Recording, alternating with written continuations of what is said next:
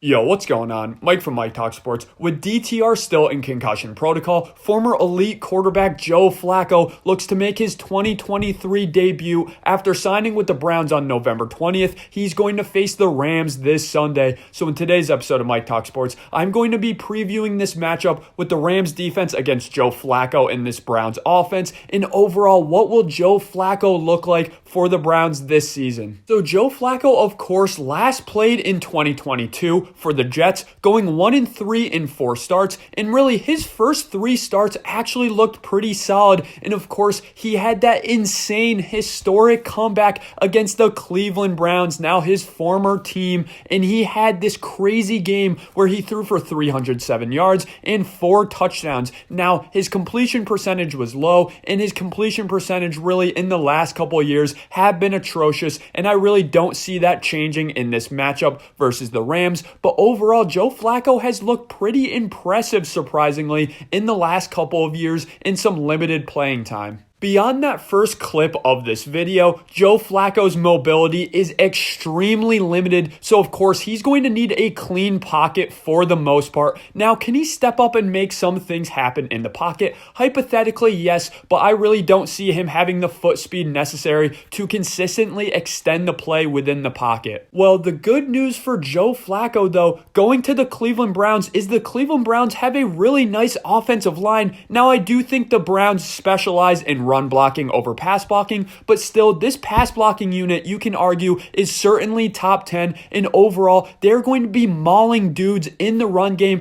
and in the pass game, except for Aaron Donald, of course. Amari Cooper came out in practice this week and said watching Joe Flacco operate is like poetry in motion, which is obviously just hilarious, but I do see some of his points. He has that early to mid 2010s style of aesthetically pleasing quarterback play where Joe Flacco is going to go through his progressions rather quickly. In fact, I think he probably has the best pre and post snap processor for any Browns quarterback that has taken a snap for the team this year.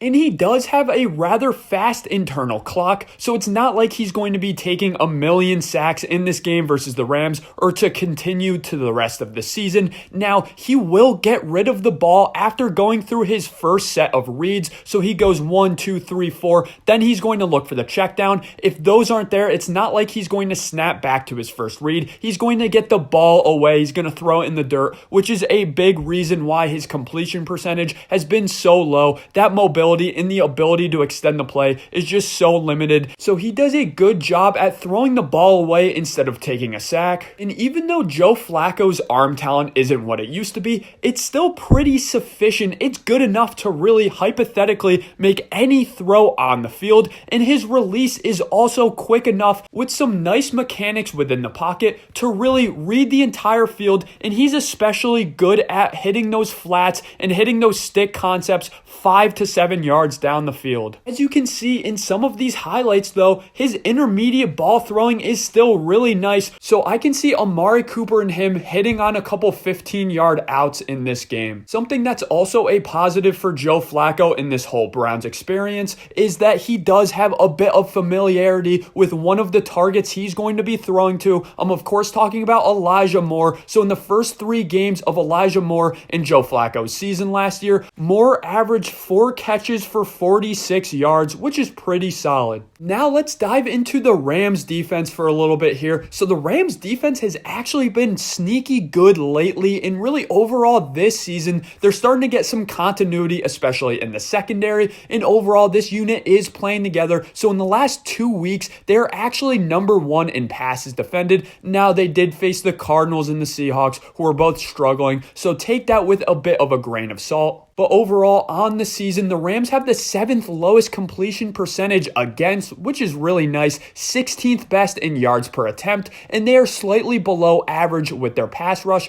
as really, again, the only guy you really have to worry about to a significant capacity is going to be Aaron Donald on the inside. But again, I do like the way the Rams secondary is playing. They have some really underrated, nice pieces who are stepping up and playing pretty well, like John Johnson, Quentin Lake, Kobe Durant, even Witherspoon. Again, they're just getting comfortable in this Raheem Morris, Tampa 2, heavy 2 high safety look where they're going to rotate the cover 1 and the cover 3 in there as well. So what I see the Browns doing against this Tampa 2 defense with those 2 high safety looks is really pick them apart in the short to intermediate passing game, and that's something that Joe Flacco can do still, even late into his career, and they are going to heavily establish the run, something that the Rams have been at best average to below average in stopping in really the last couple of seasons. So stylistically, this is actually not a bad matchup for the Browns on paper. So my official prediction for Joe Flacco's stat line in this game is going to be a 60% completion percentage, 230 passing yards, 2 touchdowns, and 1 interception. And overall, if Joe Flacco is named the starter after this game going forward for the Browns, I can see him honestly piecing together some solid performances. Thanks for watching today's episode of Mike Talk Sports. Let me know in the comment section below, what are your thoughts on Joe Flacco in this entire Browns experience, and do you think he's going to play well for the Browns, and can he get them to the playoffs?